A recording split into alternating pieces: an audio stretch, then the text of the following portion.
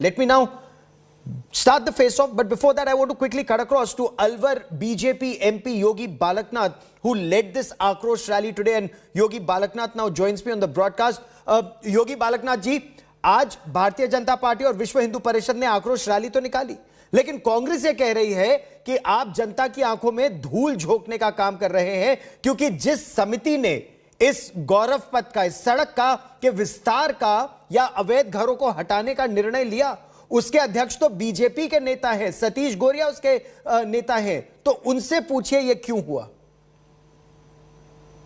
देखिए, कांग्रेस बार बार इसी विषय को उठा रही है और बार बार ये कह रही है कि ये जो मंदिर तोड़ने का कार्यक्रम हुआ और इसमें वहां पर राजगढ़ में भारतीय जनता पार्टी का बोर्ड है, लेकिन मैं आपको बार बार एक ही बात कह रहा हूं कि भारतीय जनता पार्टी का बोर्ड है और यही कारण है कि वहां पर मंदिरों को तोड़ा गया और साथ ही साथ में वहां पर जिस प्रकार का एक निर्माण था लोगों का जी, उस निर्माण को तोड़ा गया। उस बाजार के अंदर जो रास्ता चौड़ाकरण के नाम पर ये जो व्यापक स्तर पर लोगों के पुराने मकान, उनकी दुकान तोड़ी गई, ये सारी की सारी, इसीलिए ये राजनीति एक द्वेष की राजनीति के भाव से, बदले की राजनीति के भाव से वहां के माननीय विधायक और कांग्रेस सरकार की जिस प्रकार की नीति रीति रही है कि राजस्थान में अनेकों ऐसे कार्यक्रम सरकार के द्वारा संचालित किए जा रहे हैं जो तुष्टीकरण की राजनीति को प्रमाणित करती है। तो कांग्रेस का एक है नहीं, तो ये तुष्टीकरण की राजनीति, ये तुष्टीकरण की राजनीति कैसे है? पार्टी का बोर्ड है पहली बात, और आज से नहीं लगभग 30 वर्षों से लगातार भारतीय जनता पार्टी का बोर्ड है और खुद विधायक जी ने कहा कि ये वोट तो मुझे देते नहीं है, तो मैं इनके मकान और दुकान यहाँ पर क्यों रहने दूं, मैं इनके मकान और दुकान तोड़कर इनको बर्बाद कर दूं, क्योंकि इनको वोट तो मुझे देना नहीं है। तो इस भाव से इन्होंने इस कर्तव्य को आगे बढ़ाया है और इसको इस कर्तव्य को किया।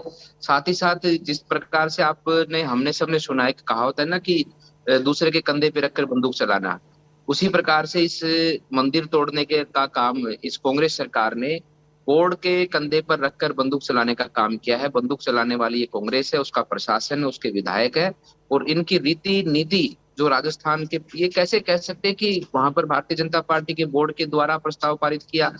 अरे इस बात को प्रमाणित कांग्रेस खुद करती है कि किस प्रकार की तुष्टीकरण की राजनीति कांग्रेस कर रही है। अलग अलग जोधपुर का फतवा हो, चाहे धारा 144 के माध्यम से हमारे धार्मिक पर्व उत्सवों के ऊपर शोभा यात्रा निकालने पर पाबंदी की बात हो, तो ये कांग्रेस प्रमाणित कर रही है। सालासर में जिस प्रकार से मंदिर के प्रवेश द्वार को तोड़ा गया, वहां पर भगवान श्री राम दरबार की प्रतिमा स्थापित थी, किस प्रकार से उसको नीचे गिराया गया, ये सारे कांग्रेस प्रमाणित कर रही। तो इसमें राजगढ़ की भूमिका में भी कांग्रेस है और कांग्रेस ने ही उस कार्य को किया है, क्योंकि इस प्रकार की इनकी रीति नीति रही है।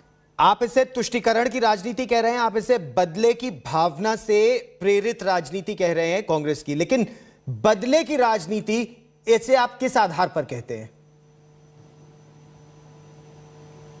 देखिए ऐसा है, सबसे पहले घटना घटित होने के बाद में वहां पर 80 से अधिक परिवारों के मकान दुकान टूटे हैं और इस घटना होने के बाद में कोई भी अधिकारी, कोई भी नेता किसी भी दल का वहां पर नहीं पहुंचा था। हमारे दल के नेता पहुंचे थे, वहां से हमारे जो भारतीय भाजपा के प्रत्याशी थे वो पहुंचे थे और सबसे पहले एक सांसद के स्वरूप में मैं वहां से एक निर्वाचित सांसद हूं और मेरी इस सांसद क्षेत्र के अंदर राजगढ़ क्षेत्र आता है, तो मैं वहां पर सबसे पहले पहुंचा।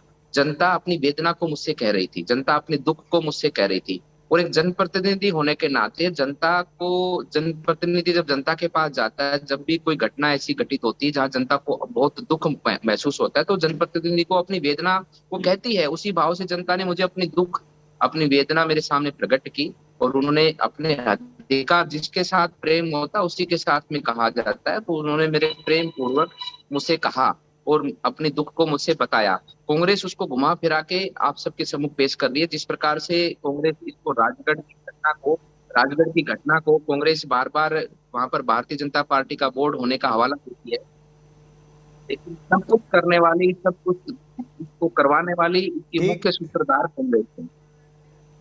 देखिए, नारे तो वहां भारतीय जनता पार्टी के विरुद्ध भी लगे, 80 से ज्यादा घर और दुकानें टूटी, 300 साल पुराने मंदिर टूटे। आप कह रहे हैं ये कांग्रेस की तुष्टीकरण की राजनीति है। तुष्टीकरण यहां कैसे हो रहा है? देखिए, ये कांग्रेस क्या मंदिर बनाएगी? ये कांग्रेस वही है जिसने राम मंदिर के लिए एफिडेविट दिया था और उसने कहा था कि राम तो है ही नहीं, लेकिन मजबूरन उनको ये करना पड़ रहा है, मंदिर बनाना पड़ रहा है। अभी सालासर के मंदिर के लिए भी, प्रवेश द्वार के लिए भी उन्होंने कहा था, लेकिन आज तक कहाँ बना है।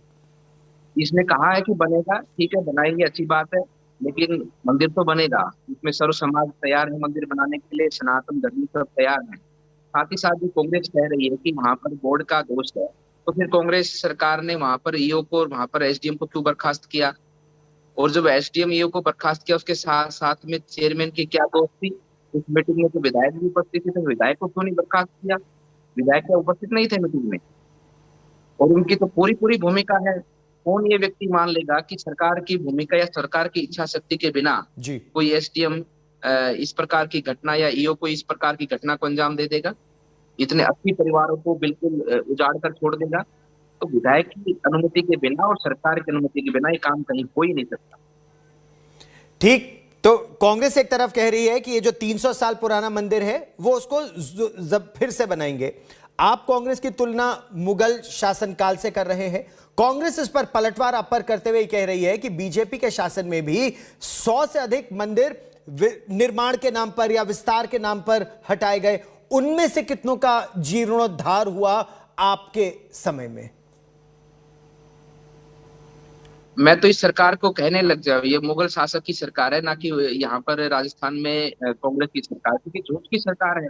ये सरकार बनी तो झूठ के नाम पर बनी। सरकार चल रही है तो राजस्थान को बेचकर चल रही है। राजस्थान को आज नीलाम कर दिया है इस सरकार ने, अंदर राजस्थान को खोखला कर दिया है। सरकार चलाने के लिए सरकार चल रही है, ना कि राजस्थान को चलाने के लिए सरकार चल रही है। तो ये मुगलिया सरकार है, तानाशाही करती है, तुष्टीकरण की राजनीति करती है। और हमारी ये जो मांग है, सबके खिलाफ कार्रवाई हो। जिन लोगों का भी दोष इसके अंदर है, केवल अधिकारियों का दोष नहीं है, सरकार के नुमाइंदों का, सरकार के लोगों का भी इसमें सबसे बड़ी भूमिका है। क्योंकि सरकार के होते हुए कार्य हुआ और सरकार ने इस कार्य को करने के लिए अधिकारियों को वहां पर भेजा। अधिकारी तो सरकार की कठपुतली है, सरकार जैसा कोई अधिकारी करेगी।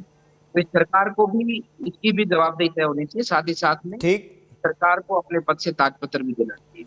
So the BJP very clearly saying just suspending a couple of junior officers is not enough. योगी बालकनाथ जी, आज तक से आपने बात किया, इंडिया टुडे पर हमसे बात की, बहुत बहुत धन्यवाद।